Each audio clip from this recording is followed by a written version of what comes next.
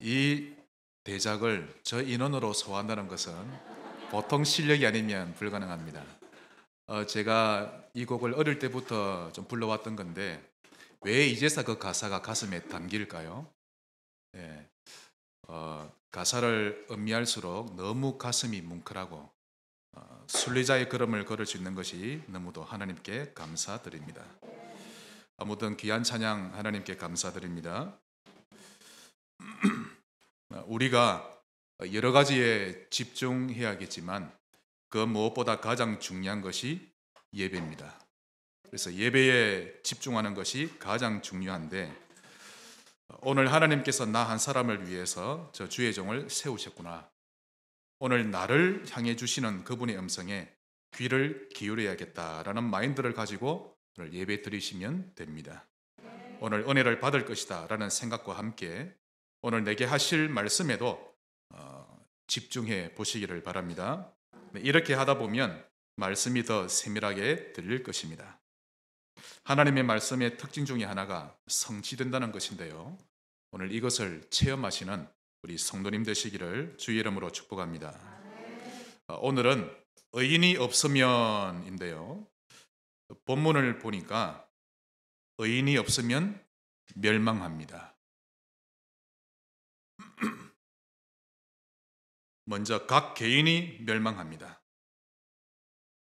그것도 너무 간단하게 멸망합니다. 예를 들어드리면 술이 뭐라고 이 술 하나만으로도 인간은 일생을 망치기도 하고 어떤 이는 도박으로 어떤 이는 어릴 때 충격적인 사건 하나로 평생을 상처받고 헤어나지 못해서 그의 삶을 송두리째 잃어버리기도 합니다. 이렇게 무너진 개개인이 많아지다 보니 지역도 멸망합니다. 하나님의 음성으로 들으시길 바랍니다. 오늘 본문에 나오는 소돔과 고모라 지역은 성적으로 타락한 도시라고 언급되어 있는데요. 어른과 아이 할 것 없이 동성애가 그 도시의 만연한 문화, 즉 패러다임이 되어버린 것입니다. 결국 하나님은 그 도시를 유황불로 멸망시켜 버리셨습니다. 의인이 없으면 개인이 멸망하고 지역이 멸망합니다. 예로부터 우리나라에 있는 도시 중에서도 평양은 그야말로 기생의 도시요 음주가무의 도시였죠. 그리고 관료들의 부정부패가 타 지역에 비해 아주 그 도를 넘어서 버린 그런 도시였는데 1907년도 평양에서 대부흥운동이 일어나면서 그때부터 평양은 조선의 예루살렘으로 변화되었던 것입니다. 역시 복음만이 도시를 살려낼 수 있는 것입니다. 의인이 없으면 시대가 멸망합니다. 어찌 보면 지금 우리가 멸망하는 시대에 살고 있는 줄도 모르죠. 창세기 6장에 등장하는 네피림 시대 때도 노아 가족을 제외하고는 모두가 멸망했고요. 바벨탑 시대 때도 역시 멸망했습니다. 또 역사를 보면 복음을 놓친 중세 시대도 르네상스 운동을 일으키면서 인본주의 사상이 그 시대를 지배했고요. 현 시대는 그야말로 복음이 몰락하는 시대가 되었습니다. 프리메이슨, 뉴에이지, 유대인 조직 이런 3단체로 인해서 근본 문제를 활성화시키는 운동이 일어나고 있는데 음악과 영화를 비롯한 각종 문화활동과 미디어를 통해서 일어나고 있습니다. 근본 문제가 활성화되는 운동. 이에 반해 교회는 몰락하고 있고 성도들은 현장에서 전혀 영향력을 발휘하지 못하고 있는 실정입니다. 이러하니 사람들의 영적 문제가 갈수록 심각해지고 있는데 이때 오늘 아브라함처럼 하나님 이 도시를 멸하지 마시고 살려주세요 라고 하는 간구하는 자가 필요합니다. 오늘 세 가지를 통해 하나님의 음성 꼭 들으시기를 바랍니다. 첫째로 사탄의 소원입니다. 만약 이 부분이 여러분의 가슴에 담기지 않으면 여러분은 현재 잠든 영적 상태입니다. 사단은 우리가 가인과 같은 예배자 되기를 원합니다. 즉 언약을 모르는 예배자, 복음을 모르는 채 노력과 정성만 갖춘 종교적인 신자가 되기를 사단은 바라고 있습니다. 두 번째, 사단의 소원은 바리새인처럼 되기를 원합니다. 오늘 영안이 열려지시기를 바랍니다. 지금도 현장에 나가서 기독교인들에게 한번 물어보세요. 뭘 물어보시는가 하면, 성도님, 구약시대 때 사람들은 어떻게 구원받았을까요? 라고 한번 물어보세요. 저는 그렇게 물어봤었거든요. 대부분이 구약시대 사람은 율법을 지켜서 구원받았을 것이다 라고 대답합니다. 또 그러면서 아무리 예수 믿는 사람이라도 자살하면 지옥 가고 동성애하면 지옥 가고 아무리 예수 잘 믿어도 습관적인 죄를 계속 지으면 그 사람에게 있는 구원이 취소되고 지옥 간다라고 말합니다. 정말 복음을 몰라도 한참을 모르는 거 있죠. 또 사단의 소원은 세 번째로 인생들이 근본 원인을 모르기를 원합니다. 성경을 수백 독을 하고 성경 스토리에 대해서 박식한데 창세기 3장 사건에 대해서 모른다면 그는 복음의 본질을 모르는 사람과 똑같은 것입니다. 이처럼 사단은 사람들이 원죄 모르기를 원하고 사단의 존재와 또 인간에겐 하나님이 절대적으로 필요하다는 것을 모르기를 원하는 것입니다. 반대로 이 세 가지를 알면 되겠지요. 지금 현재 상담가 가운데 저도 참 인정하는 사람이 김창옥 씨입니다. 그런데 저는 확신하기로 김창옥 씨가 근본 문제에 눈이 열리면요, 지금과 다른 상담하게 될 겁니다. 완전 바뀔 겁니다. 아마 시대적인 인물이 되지 않겠나 싶은데 이 눈이 없는 거지요. 자, 사단의 소원 네 번째로 사람들이 육신에만 빠지고 육신만 추구하며 살기를 바랍니다. 즉 인본주의로 살기를 바라는 것이죠. 이 부분이 제일 많이 걸려들고 있는 것입니다. 복음을 위해 애쓰며 사는 것에 대해서는 듣기 싫어하고 그런 삶을 외면하는 영적 상태가 되기를 바라는 것입니다. 주일날 예배당에 와서 예배만 참석하고는 나머지 시간은 내가 원하는 대로 살아가려고 하는 신자가 되기를 바라고 있죠.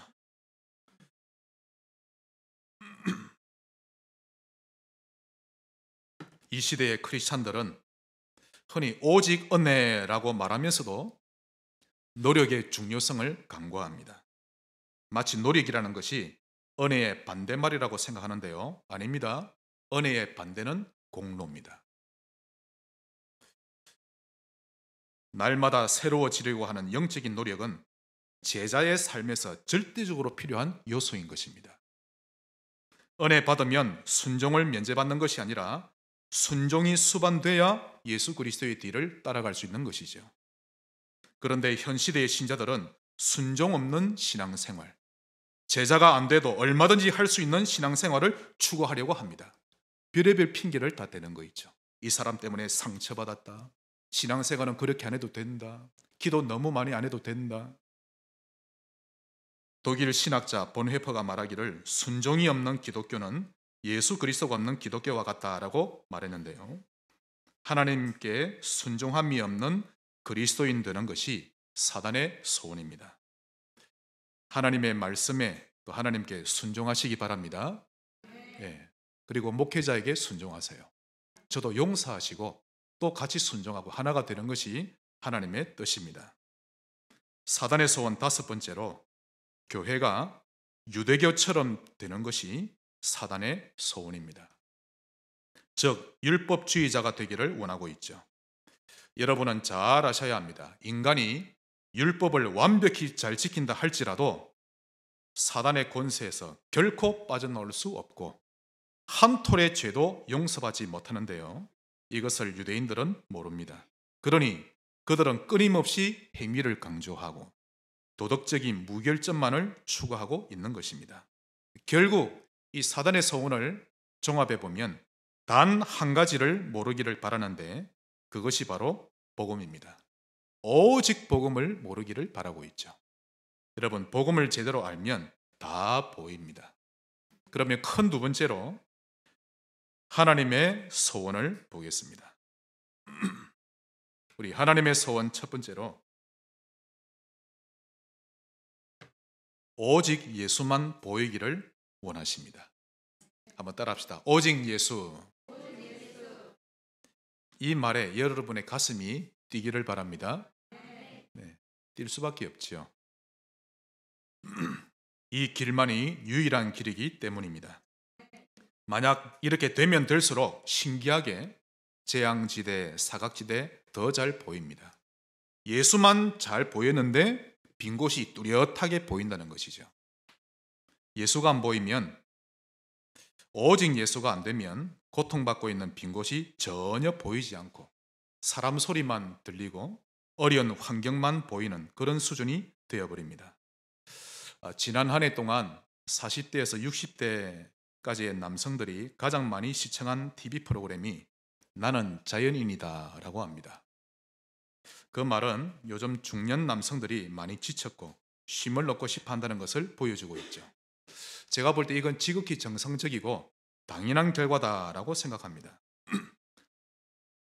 솔로몬도 이런 고백을 하지 않았습니까? 우리 전도서 1장을 한번 보겠습니다.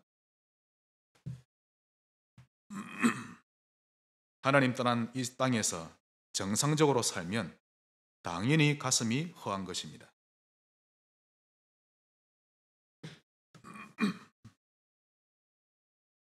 전도서 1장 2절부터 보시면 왕 중에 가장 부귀영화를 누렸던 자가 솔로몬이죠. 그가 인생에 누릴 것 다 누리고 난 이후의 결과를 말한 것입니다. 1장 2절에 전도자가 이르되 즉 자신을 가리켜 말합니다. 이러기를 헛되고 헛되며 헛되고 헛되니 모든 것이 헛되도다. 해 아래에서 수고하는 모든 수고가 사람에게 무엇이 유익한가? 한 세대는 가고 한 세대는 오되 땅은 영원히 있도다. 해가 뜨고 해는 지되 그 떴던 곳으로 빨리 돌아가고 바람은 남으로 불다가 북으로 돌아가며 이리 돌며 저리 돌아 바람은 그 불던 곳으로 돌아가고. 특히 밤에 침대에 누웠을 때 이 험함이 계속 떠올랐겠죠. 7절 모든 강물은 다 바다로 흐르되 바다를 채우지 못하며 강물은 어느 곳으로 흐르든지 그리로 연하여 흐르느니라. 모든 만물이 피곤하다는 것을 사람이 말로 다 말할 수는 없나니 눈은 보아도 족함이 없고 귀는 들어도 가득 차지 아니하도다. 이미 있던 것이 후에 다시 있겠고 이미 한 일을 후에 다시 할지라. 해 아래에는 새 것이 없나니 무엇을 가리켜 이르기를 이것이 새 것이라 할 것이 있으랴. 우리가 있기 오래전 세대들도 이미 있었느니라. 이전 세대들이 기억됨이 없으니 장래 세대도 그 후 세대들과 함께 기억됨이 없으리라. 창세기 3장 이후로 인간의 삶은 이렇게 되어진 것입니다. 하지만 이 부분만 읽고 끝내면 전도서의 주제는 염세적인 인생사로 끝나겠죠. 그래서 끝까지 제대로 읽어야 하는데요. 전도서 12장 1절에 말하기를 너는 청년의 때에 너의 창조주를 기억하라. 그것만이 인생의 답입니다. 즉 오직 하나님, 오직 그리스도가 되지 않는 만큼 인간은 사단이 지구에 뿌려놓은 수많은 영적 문제, 우상 문제, 그리고 정신 문제, 육신 문제에 걸려들게 될 것이요. 그로 인해 고통만 당하며 살게 될 것입니다. 그것이 사단의 소원인데 하나님의 소원은 그렇지 않습니다. 우리가 창조주를 붙들기를 원하시고 그분과 함께 하나님 나라 세워가기를 바라시는 것입니다. 그러면서 하나님의 소원이 두 번째인데요. 우리에게 삶의 방향도 알려주셨습니다. 먼저 너희는 옥토가 되어라. 하나님의 소원입니다. 예수가 여러분에게 최고의 보화가 맞습니까? 그것부터 돼야 합니다. 정말 예수가 지구상에 하나밖에 없는 가장 값진 진주가 여러분에게 맞습니까? 그 발견이 여러분을 살리는 유일한 길입니다. 그래서 여러분의 심령을 기름지고 찰진 옥토가 되게 하시기 바랍니다. 그것을 최우선으로 하며 사셔야 할 것입니다. 그리하면 하루하루를 어떻게 맞이하며 어떻게 보낼 것인지를 하나님 앞에서 편집하고 설계 디자인하게 되어질 것입니다. 그때부터 나의 주변은 가루가 누르게 부풀려지는 것처럼 변화되기 시작합니다. 나의 불신앙 때문에 내 주변 사람이 소돔과 고모라처럼 되고 어두운 기류가 흘러서는 안 되는 것 아닙니까? 믿음 있는 신자 되시기 바랍니다. 그 정도 별명은 얻으셔야 됩니다. 저 사람은 왜 저리 잘 삐지지? 왜 저리 불신앙이 많지? 그것보다 정말 하나님을 믿구나. 정말 환경은 열악한데 하나님을 진짜 믿는 믿음의 사람이구나 라는 아이콘 가지시기 바랍니다. 그러면서 하나님의 소원 세 번째로, 하나님은 우리가 영성이 있는 신자 되기를 간절히 원하십니다. 여러분, 영성이 뭘까요? 제가 살펴보니까 보수교단에서는 영성을 말씀대로 잘 사는 것이다 라고 알고 있고요. 또 진보교단에서는 능력과 기적을 체험해야 그게 영성이 있다라고 여기고요. 또 실천신학에서는 사랑과 박애, 성결이 넘쳐나야 된다라고 이것에 연결시키고 있습니다. 이 모든 주장을 한데 모아보니 영성이란 창조주 하나님에 대한 확신입니다. 그래서 얼마만큼 하나님에 대해 확신이 있느냐에 따라서 그 사람의 영성의 정도가 결정되는 것입니다. 눈빛의 차이 납니다. 하나님을 진짜 믿으면 염려하지 않습니다. 상처에 매이지 않죠. 모든 사람이 넘어서지고 모든 사람이 용서되고 모든 환경이 하나님의 계획이 보이는 것입니다. 영성을 키우는 비밀이 있는데요. 하나님에 대한 확신이 들 때마다 그것을 얼마나 내가 지속할 수 있고 얼마나 반복할 수 있느냐에 달리 있는 것입니다. 오늘 아침에 한번 은혜 받고 며칠 동안 푹 세상에 잠겨 있다가 또 어쩌다 한 번씩 은혜 받고 시간 많이 걸릴 겁니다. 오늘 아침에 은혜 받고 저녁에 은혜 받고 지속하고 반복해 보시면 영성은 키워지는 것입니다. 로마서 8장 7절에 육신의 생각은 하나님과 원수가 되나니 이는 하나님의 법에 굴복하지 아니할 뿐 아니라 할 수도 없습니다. 늘 육신적인 생각만 가득하면요, 영성이 자라지를 않는 것입니다. 하루의 시작과 마무리만이라도 꼭 하나님 앞에서 시작하고 마무리하려고 하시기 바랍니다. 이것만 되어도 그의 인생은 달라집니다. 그러나 이 시간이 없는 신자는 영적인 그리스도인 되기가 거의 불가능할 겁니다. 하루에 성경 한 구절이라도 엎조릴 수 있는 시간을 갖지 못한다는 것은 하루라는 시간을 내가 알아서 살아가겠다는 것과 같은 것이죠. 이것을 보고 인본주의라고 합니다. 내 마음대로 내 체질대로 살지 말고 하나님과 교제하며 사시기를 바랍니다. 하나님을 믿으며 사세요. 우리 자우리 인사합시다. 하나님을 믿읍시다. 만약 여러분에게 100억짜리 수표가 지금 한 장 있다면 아마 불안할 겁니다. 그거 아무에게 못 맡깁니다. 가족이랄지라도 아무리 친한 벗이라도 그건 못 맡기죠. 심지어는 내 자신이 그걸 감당할 수 있고 지킬 수 있다라고 믿지 못하는 것입니다. 그렇죠. 은행에 맡기면 그때부터 안심이 됩니다. 왜 100억과 같은 무거운 짐을 여러분이 다 짊어지려고 하십니까? 하나님께 못 맡긴다는 것은 그만큼 하나님을 믿지 못하고 있다는 것입니다. 맡기지 못한 일이 혹 사고를 당하시 하나님께 책임이 없습니다. 아무리 하나님이 우리의 주인이지만 맡기지 못한 것에 대한 책임은 하나님이 지지 않는 것입니다. 우리가 아무리 자식에 대해서 염려하고 걱정을 해도 자식에게 닥쳐올 사고 미리 막을 수 없고 우리가 아무리 완벽하게 돈을 모아도 어느 날 돈 사고 날 일에 대해 미리 막아낼 능력이 없는 것입니다. 하나님 외에는 믿을이 아주 없는 것이죠.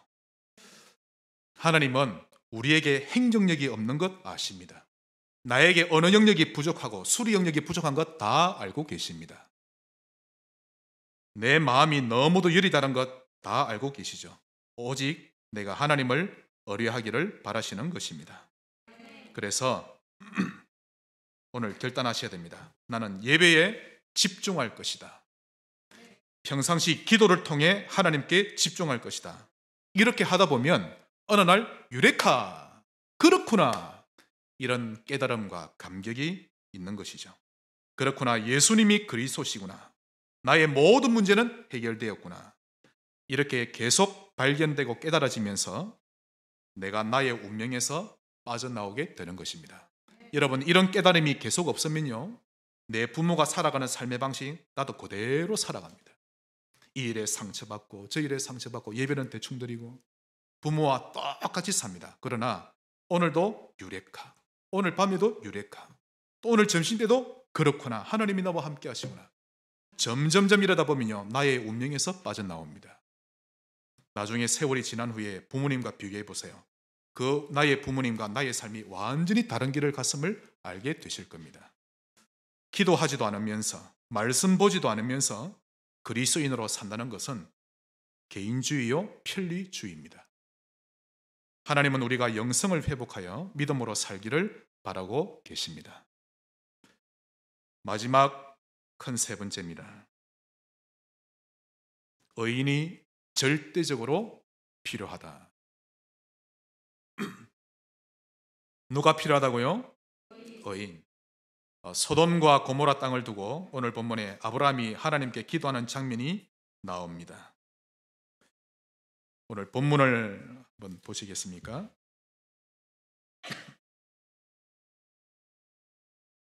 이 18장은 하나님이 아브라함에게 세 사람의 주의 사자를 보내시고는 하나님의 뜻을 대언케 하셨죠. 그리고는 소돔과 고모라를 하나님이 멸하실 것을 예언하신 장면입니다. 그런데 그 세 사람이 가고 난 이후에 22절, 그 사람들이 거기서 떠나 소돔으로 향하여 가고 아브라함은 여호와 앞에 그대로 섰더니, 왜 섰을까요? 소돔 고모라 살려달라고, 기도하려고.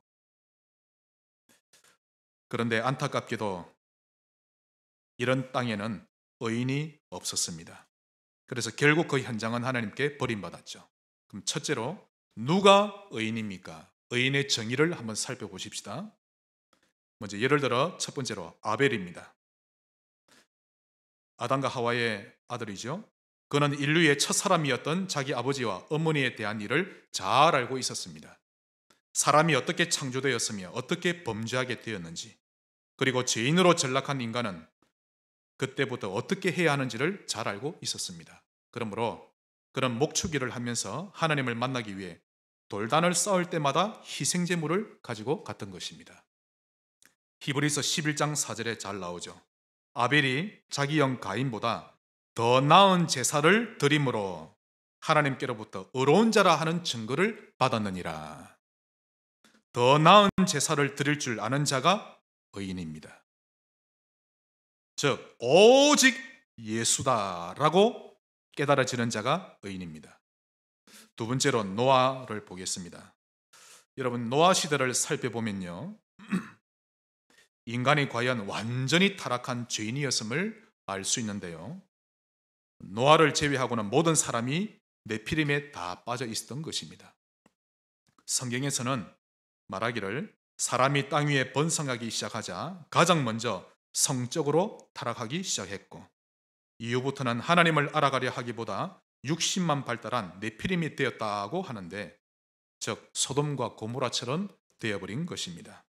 그래서 창세기 6장 5절에 사람의 죄악이 세상에 가득하고 그들의 마음이 계획하고 생각하는 모든 것이 항상 악함으로 여호와께서 땅 위에 사람 지으셨음을 한탄하셨다라고 말씀합니다.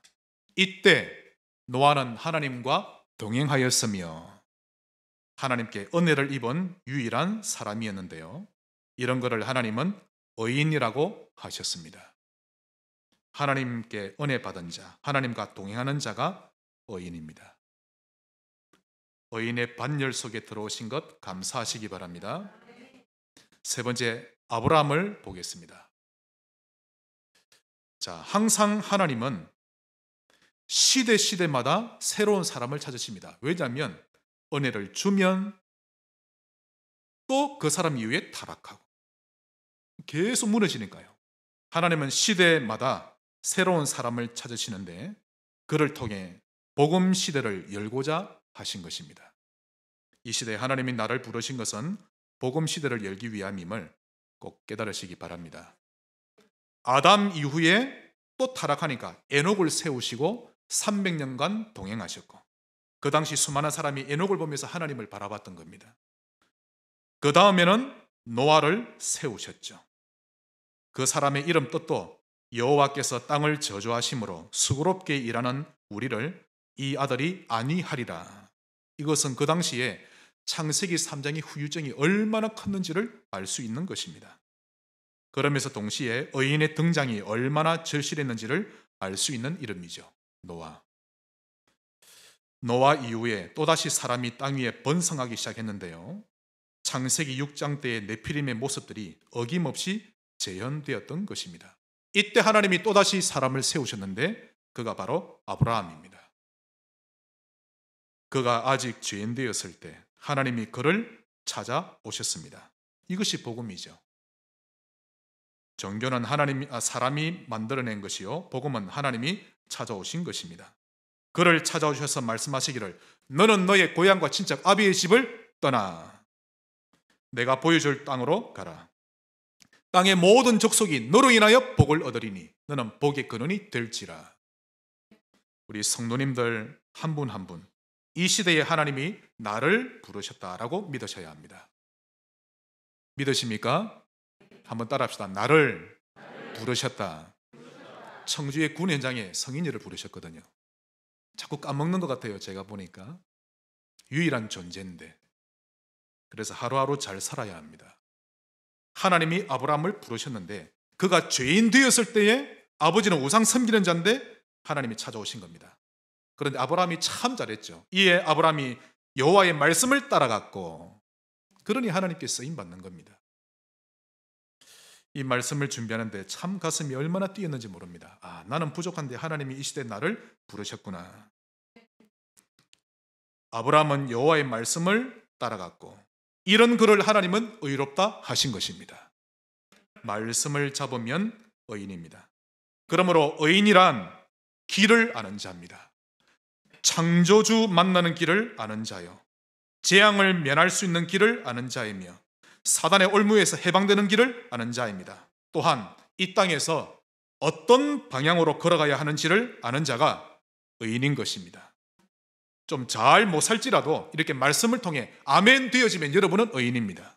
할렐루야. 감사하시기를 바랍니다. 따라합시다. 나는 이 시대의 의인이다. 100% 확신하셔야 됩니다. 내가 내 모습을 보고 부인하지 말고 하나님은 나를 의인으로 부르셨죠. 그러므로 세상은 의인을 필요로 합니다. 의인의 관심을 필요로 합니다. 그런데 의인들이 관심이 다른 데 있어서 딴 데 있어서 진짜 응답이 없는 것입니다. 하나님은 우리에게 가장 먼저 빈 곳에 관심이 있는지를 보십니다. 의인의 간구와 눈물을 보시고요, 의인의 수고를 보시고 의인의 집요함과 집중을 보고 계십니다. 오늘 아브라함의 집요함을 보시기 바랍니다. 오늘 본문 보시면 끝까지 하나님과 딜하죠. 오늘도 가정예배 때 얘들아 오늘 본문을 통해 뭘 깨달았냐? 성인이가 대번에 말했습니다. 아브라함이 하나님과 끝까지 딜한다는 거 있죠. 이야, 그걸 어떻게 발견했는지. 하나님 저 땅에 의인 50명만 보여도 멸하실 겁니까? 즉 멸하지 말아주세요. 50명 찾으면 멸하지 않겠다. 근데 아브라함이 아무리 머리로 계산해봐도 의인이 없을 것 같거든요. 하나님 빼기 5입니다. 45명만 돼도 멸하실랍니까? 멸하지 않겠다. 하나님 용서하시고 다시 들어주십시오. 40명만 돼도, 의인이 30명만 돼도 아무리 생각해도 소돔 고모라 땅에 의인이 안 보이거든요. 20명, 10명만 돼도 하나님 멸하실랍니까? 멸하지 않겠다. 한마디로 의인 마인드를 가지고 사시기 바랍니다. 여러분의 가슴이 뛰기를 바랍니다. 의인 마인드를 가진 자가 필요합니다. 돈 많은 자가 필요한 게 아니라 의인 마인드를 가지면 됩니다. 여러분은 어떤 마인드를 가지고 사십니까?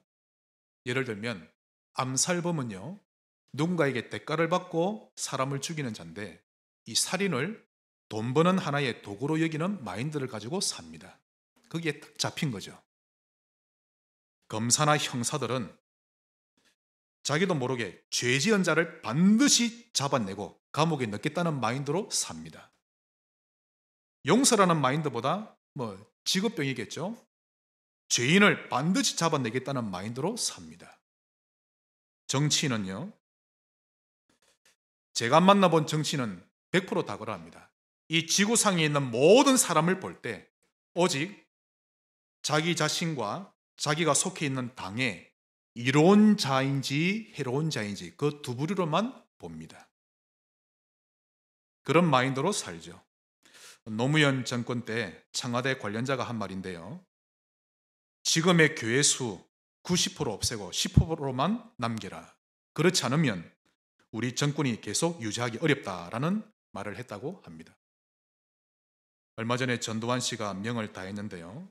제가 한번 생각해 봤습니다. 저 사람이 살아있을 때 어떤 인생관을 가지고 살았을까? 아마도 항상 권력 유지와 자신의 이익이 그 중심이 되었을 것입니다. 그리 보면 정치인들은 정말 불쌍합니다. 북한 김정은은 어떤 마인드로 살고 있을까요? 그게 그 사람의 인생이겠죠. 조선시대 때 양반들은 또 백성들은 어떤 마인드로 살았을까요?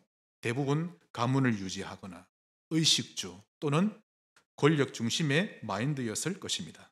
그렇다면 예수님은 어떤 마인드로 33년을 사셨을까요? 반드시 살펴봐야 합니다. 세상 사람들의 삶의 원리는 이러합니다. 따라오든지 말든지 대부분이 그런 원리입니다. 즉 인간관계를 그렇게 맺습니다. 보기 싫으면 안 보면 되지. 저 사람 신경 안 쓰면 되지. 왜 피곤하게 내가 일일이 저 사람에게 맞춰줘야 돼? 그런 마인드로 삽니다. 서로 모른 채 살고 얼굴 안 보면 제일 속편하고 쉬운데 그런 마인드 가지고 살죠. 그 사단이 주는 겁니다. 그러나 예수님이 보여주신 삶의 원리는 절대 안 그렇습니다. 내가 12명을 모아서 새로운 조직을 만들었으니 이 조직에 들어오려면 나의 룰을 따르라. 그렇지 못하겠다면 나가든지. 그러면서 감시하고 돈을 착취하는 그런 마인드로 살지 않으셨죠. 주님은 어떤 조직을 만드신 것이 아니라 모든 사람, 모든 민족을 구해낼 전도자, 사람 낚는 어부들을 만들어내고 계셨던 것입니다. 사람을 차별하고 내게 안 맞으면 버리는 것이 아니라 모든 사람을 살리기 위한 의인 마인드로 사셨던 것입니다. 그래서 은혜를 받으면 받을수록 용서 안 될 자가 없는 것입니다. 사람을 다 넘어서게 되고 환경 넘어서게 되고.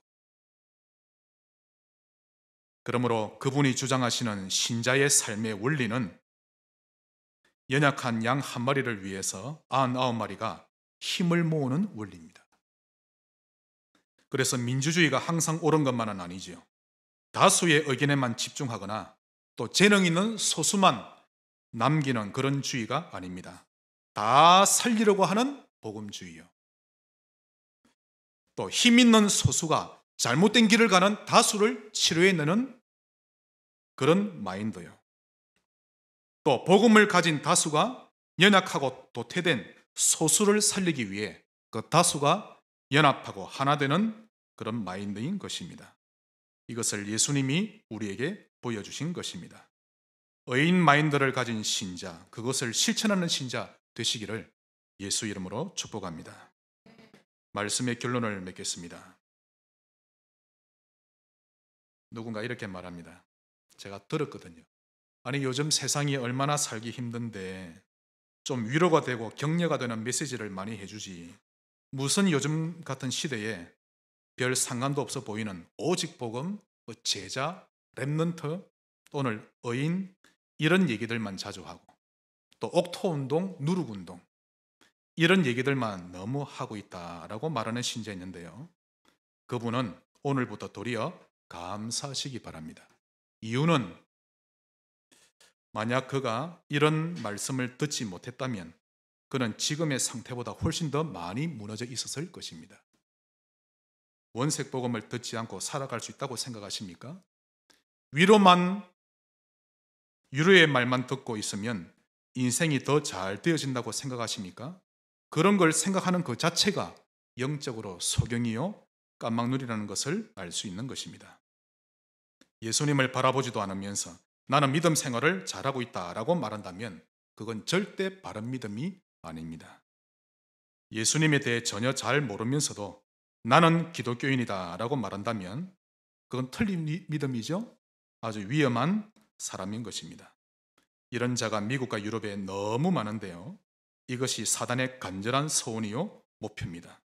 오늘 예수님을 누리는 의인이 절대적으로 필요한 시대임을 깨달으시기 바랍니다. 말씀 마지막으로 한 군데 보겠습니다. 다니엘 9장입니다.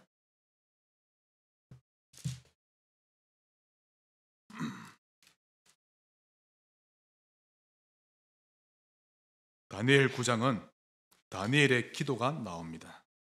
그래서 이번 주 말씀의 가장 중요한 본문이라면 오늘 창세기 18장과 다니엘 9장이 가장 중요한 본문입니다.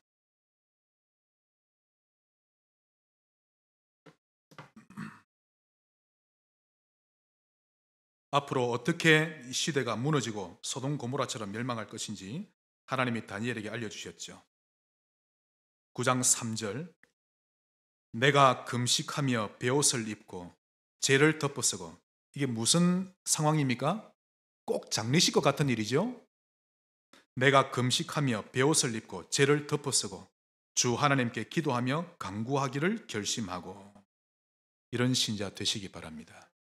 정말 현장을 두고 기도하는 자가 필요합니다. 다 읽어봐야 되겠습니다만은 그건 주중에 여러분 읽어보시고 16절입니다. 주여 구하옵나니. 이때 다니엘은 예수님처럼 진액을 짜내며 간절하게 기도하는 장면입니다. 주는 주의 공의를 따라 주의 분노를 주의 성 예루살렘 주의 거룩한 산에서 떠나게 하옵소서. 즉 이 도시를 살려 주옵소서. 이는 우리의 죄와 우리 조상들의 죄악으로 말미암아 예루살렘과 주의 백성이 사면에 있는 자들에게 수치를 당함이니이다. 그러하온즉 우리 하나님이여 지금 주의 종의 기도와 간구를 들으시고 주를 위하여 주의 얼굴빛을 주의 황폐한 성소에 비추시옵소서. 즉 교회를 살려 주옵소서. 또 기도합니다. 나의 하나님이여 귀를 기울여 들으시며 눈을 떠서 우리의 황폐한 상황과 주의 이름으로 일컫는 성을 보옵소서. 우리가 주 앞에 간구 없는 것은 우리의 공의를 즉 나의 공의를 하지 않습니다. 나처럼 우리 모든 언약의 백성들의 이 말이죠. 우리가 우리의 공의를 의지하여 하는 것이 아니요 주의 큰 긍휼을 의지하여 함이니이다. 주여 들으소서. 주여 용서하소서. 주여 귀를 기울이시고 행하소서. 지체하지 마옵소서. 나의 하나님이여 주 자신을 위하여 하시옵소서. 이는 주의 성과 주의 백성이 주의 이름으로 일컫는 바 됨이니이다. 다시 말씀드리면 하나님 아버지 너무 많은 청소년들이 방황하고 있습니다. 그런데 저들을 구하여 주옵소서. 어린 후대들이 교회를 떠나버렸고 후대 사역에 24 하고자 하는 마인드 가진 자가 없는 시대입니다. 기존 신자들은 제각기 편한 대로 신앙생활하고 각자 좋은 플랫폼 되려고 하지 않는 시대입니다. 이런 마음으로 기도할 의인이 필요합니다. 오늘 아브라함의 의인의 간구가 회복되시기 바랍니다.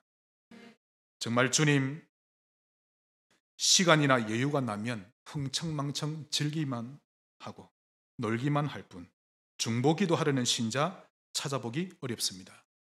요즘 신자들은 하나님 시간을 보낼 줄을 모릅니다. 세상을 구하려는 플랫폼, 망대, 안테나로서의 자세를 갖추고 살려는 자가 없습니다. 부족하지만 저를 사용하여 주옵소서. 이런 오늘 아브라함의 마인드를 회복하고 전도자로 살아가는 삶이 회복되시기를 예수 그리스도 이름으로 축복합니다. 하나님께 감사드립니다. 의인 마인드를 회복하는 이번 주간이 되게 하옵소서. 예수님 이름으로 기도합니다.